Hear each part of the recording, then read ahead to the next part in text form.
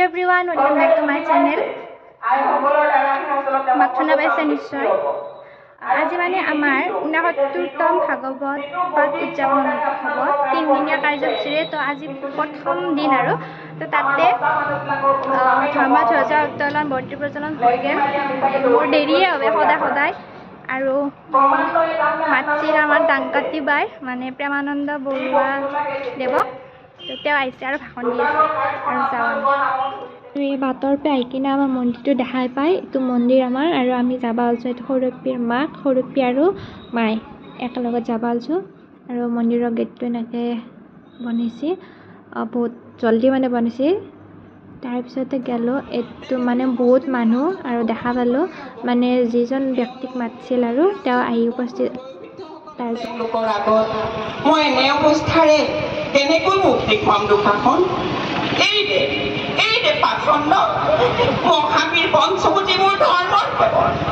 তথাপিতো এনে সময়ত ভীমে দেখা পালে কাৰ সাধ্য আছে ৰক্ষা কৰাটো গতিকে পাখণ্ড এতিয়াও কৈছো মোক এৰি দে নহ'লেতো ৰক্ষা নাই হে প্ৰাণ কৃষ্ণ তুমি মোক নানা বিপদত ৰক্ষা কৰি আহিছা আজিৰ এই বিপদতো অভাগিনীক কৰোণা কৰা প্ৰভু অভাগিনীক কৰোণা কৰা তেতিয়া কৃষ্ণ আকাশ পানী কৰিছিল হয় নাই দ্ৰৌপদী তুমি কোনো চিন্তা নকৰিবা মই তোমাৰ গাত বস্ত্ৰ ৰূপে স্থিতি হৈছো দুখাখনে তোমাৰ গাৰ পৰা যিমান বস্ত্ৰ খহাব তাতকৈ অধিক বস্ত্ৰ তোমাৰ গাত ৰৈ যাব তুমি কোনো চিন্তাই নকৰিবা গতিকে এনে ধৰণৰ কাহিনী ভাগৱতত আছে গতিকে কৃষ্ণৰ গুণ বৰ্ণাই আচলতে শেষ কৰিব নোৱাৰি যিয়ে নহওক আপোনালোকে আচলতে আমি নথৈ আনন্দিত হ'ম যদি আপুনি বেয়া নাপায়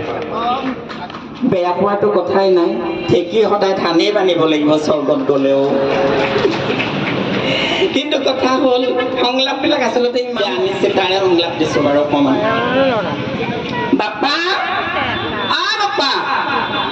বাপা ক'ত লৈ যায় শিক্ষি উঠা তাত দেখা নাই ধুমুৱা গাড়ীখন পিঠিৰ এইটো আনিছি নহয় পেৰি মূৰটো আনি পেলাই সেইটো পিছে ঘূৰি আছে কিজানি কাটি তই মুছলিটোৰ বুকত খালি তাকতো খালিয়ে তই মোকো খালি মোৰ পাইছিলি তই যি দমৰা গৈছে ৰাবানাৰা কাঁহীখন তাই মাৰবো তাই খাবাই আহিছে মোৰ ঘৰলৈকে হাতীটো এই চাই এচা গনাম হৈ চাৱা দিয়ে চকু উলিয়াই আনিম বুলি ভাবছো কি বুলি ভাবছা তই মোক কি বুলি ভাবছা তই এই বুঢ়ী মাৰা চিনিয়ে পোৱা নাই এইডাল কৰবি তই মোক এইডাল কৰবি তই মোক এইডাল কৰবি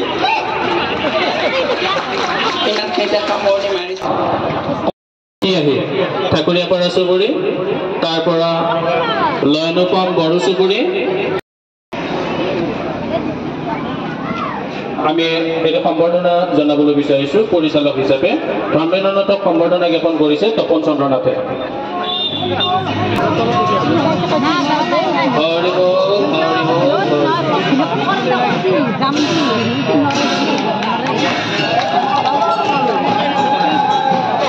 কৃষ্ণ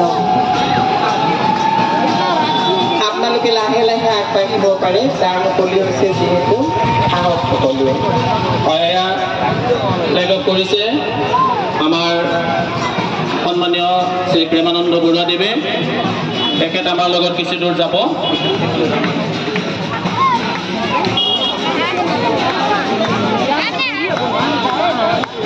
এখন ভালকে ধৰা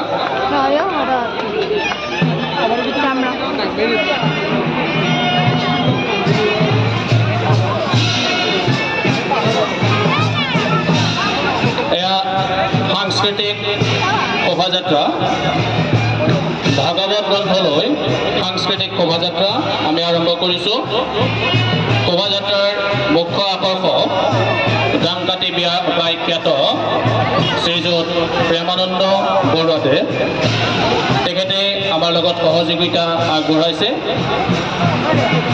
আৰু সন্মানীয় ভক্তগণ ৰাইজক আমি অনুষ্ঠানত সহযোগিতা আগবঢ়াবলৈ অনুৰোধ জনাইছোঁ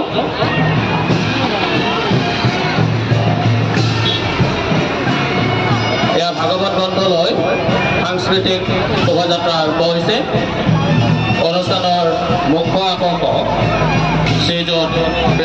বৰুৱাদেৱ গান কাটি বাইখ্যাত এগৰাকী শিল্পী স্বনামধন্য। অলপ ৰাস্তাটো চাই দিব, গাড়ী চাব, গাড়ী আহি আছে, লাহে লাহে যাব।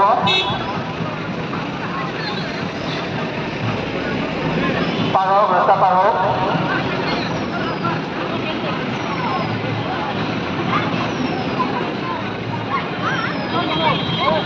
গৈ যাব, লাহে লাহে গৈ যাব।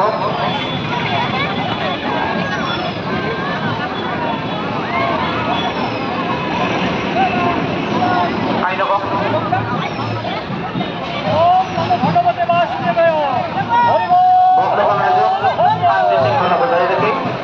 আমি শোভাযাত্ৰাত অংশগ্ৰহণ কৰিবলৈ অনুৰোধ জনাইছোঁ। পৰিচালকসকলে যাতে চোকা দৃষ্টি ৰাখে, কোনো ধৰণৰ যাতে বেমেজালি বা অসুবিধাৰ সৃষ্টি নহয়, সকলোৱে মন কৰিব।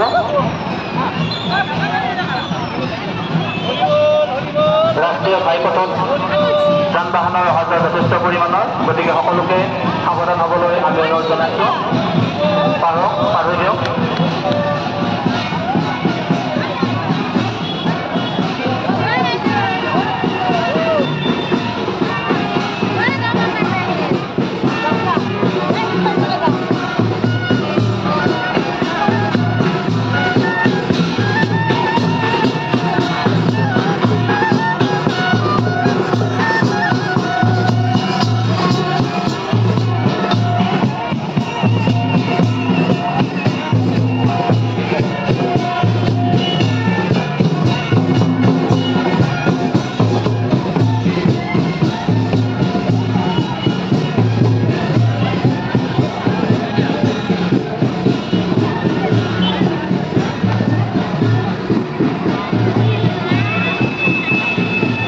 বহুতকেইটা চুবা আছে আমাৰ গাঁওখনত, তো গোটেইকেইটা চুবাতে যাওঁতে বহুত দেৰি যায়। সেইকাৰণে আধা বাটৰ পৰা আহিলোঁ আমিও।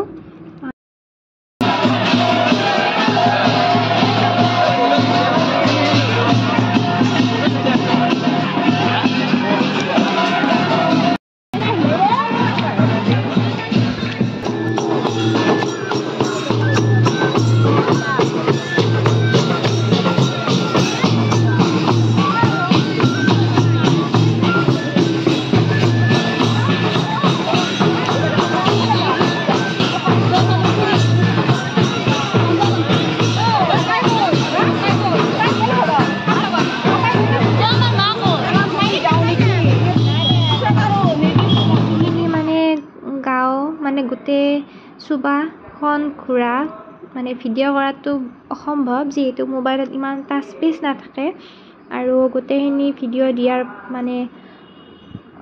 দিব নোৱাৰি, যিহেতু বহুত দীঘল হৈ যায়।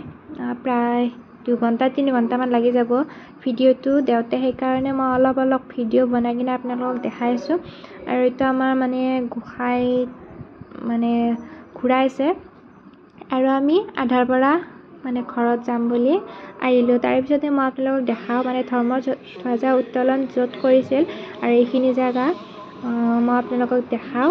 তাৰপিছতে এইখিনি যাই কিনে য'ত স্মৃতি তৰ্পণ কৰে সেইখিনি আপোনালোকক দেখালোঁ। তাৰপিছতে মই আপোনালোকক জনাওঁ যে আমাৰ হিয়াৰ আমঠু জুবিন দাক শ্ৰদ্ধাঞ্জলি জনোৱা হৈছে আমাৰ ভাগৱত অনুষ্ঠানত।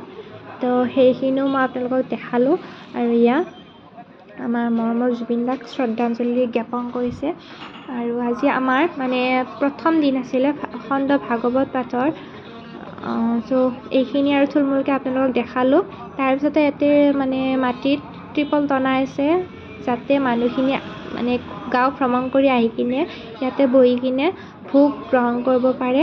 তো এইখিনি ডিচিপ্লিনকৈ পাৰি থৈছে। আজিৰ কাৰণে ভিডিঅ'টো এৰিলোঁ। ভাল লাগিছে যদি লাইক, কমেণ্ট, শ্বেয়াৰ, চেনেলটো ছাবস্ক্ৰাইব কৰি দিব।